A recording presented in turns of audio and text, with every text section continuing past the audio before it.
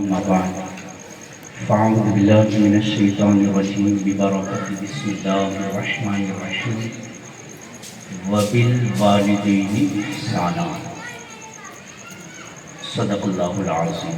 بلند آواز سے پڑھیں الصلاۃ والسلام علیک یا رسول اللہ. اور بلند آواز سے پڑھیں الصلاۃ والسلام علیک یا رسول اللہ صلی اللہ علیہ وسلم.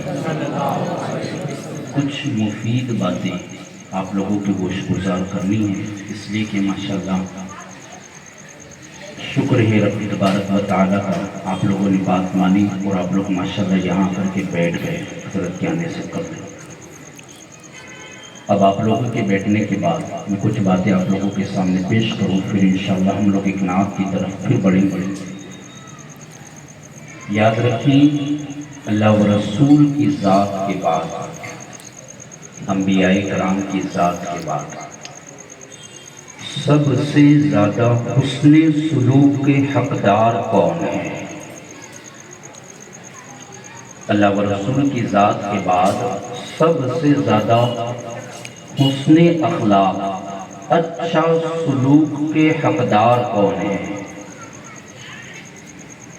وہ کوئی اور نہیں بلکہ ہم تمام لوگوں کے گھروں میں موجود ہمارے ماں باپ ہیں.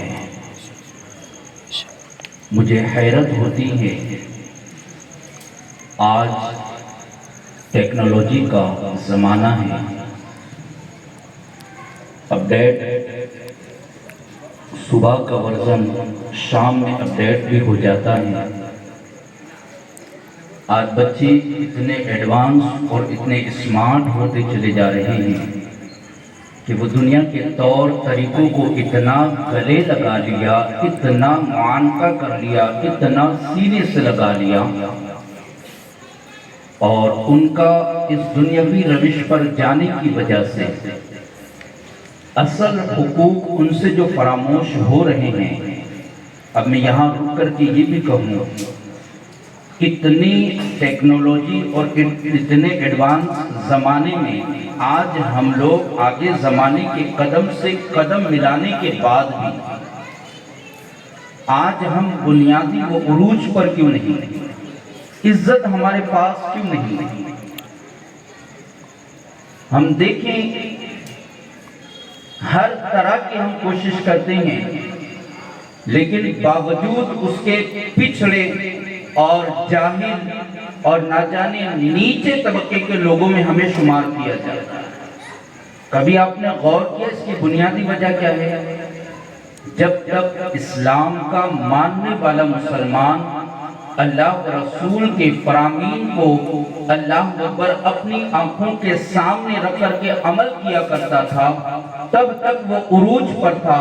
اور جیسے کہ آج اسلام کے ماننے والے مسلمان نے اللہ و رسول کے فرامین کو پیٹھ کے پیچھے ڈالا، اور اس کے بعد سب سے اصل حقدار اچھے سلوک کے جو کہ اس کے والدین تھے، اللہ اکبر بندوں نے ان سے اچھا سلوک نہ کیا. اللہ اکبر نتیجتاً کیا سامنے آتا ہے؟ بربادی آج ہمارے گھروں کی دہلیز پر ہو چکی ہے. اللہ اکبر ہم اوروں کے قریب اتنا جھک کر کے چلے جاتے ہیں کہ سجدے و رکوع کے قریب پہنچ جاتے ہیں، لیکن جب ایک باپ سامنے کھڑا ہو تو اولاد اللہ اکبر سینہ تان کے کھڑا رہتی ہے. جب ماں اگر نیچے بیٹھی ہو، اس اولاد کو اتنی بھی توفیق نہیں ہوتی کہ ماں نیچے بیٹھی ہے اور تم بھلا کرسی و صوفے پر کیسے بیٹھ سکتے ہو؟ ہمیں والدین کے ادب کا خیال نہیں. آؤ والدین کا مقام کیا ہے میں تمہیں بتاؤں.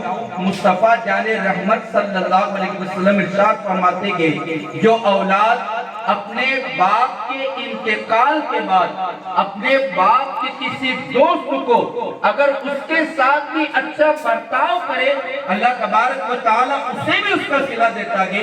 آپ اندازہ لگائے، باپ کے دوست کے ساتھ اس نے سلوک کرنے کی بنا پر بچوں کو وہ ثواب دیا جا رہا ہے. تو اگر اولاد اپنے ماں باپ سے بلکہ اپنے باپ سے اگر وہ سلوک کرے تو اسے کیا نتیجہ نہیں مل سکتا، کیا عروج نہیں مل سکتا؟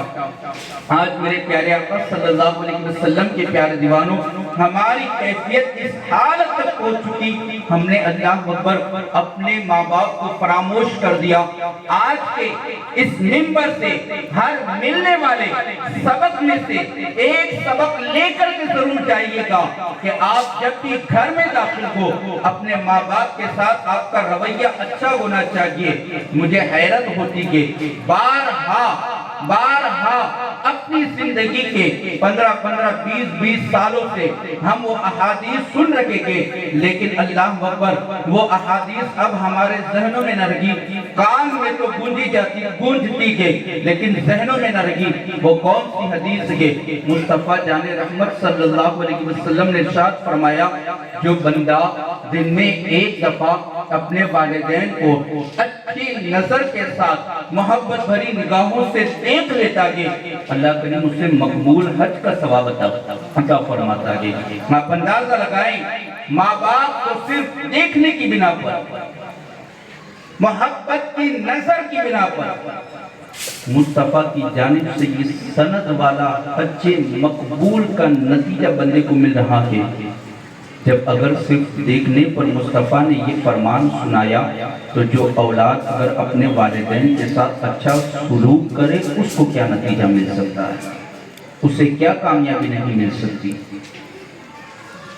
ایک بندہ لاکھوں روپے خرچ کر کے اگر حج کر کے بھی آئے وہ یہ یقین کے ساتھ نہیں کہہ سکتا اس کا حج قبول ہوا کہ نہیں ہوا، لیکن ماں باپ کے چہرے کو دیکھ لینے کے بعد ہم مصطفیٰ کے فرمان کی روشنی میں یہ ضرور کہہ سکتے ہیں کہ مجھے ضرور ایک حج وہ بھی قبول ہو چکا، مقبول شدہ حج کا ثواب اللہ تبارک و تعالیٰ نے عطا فرما دیا ہے۔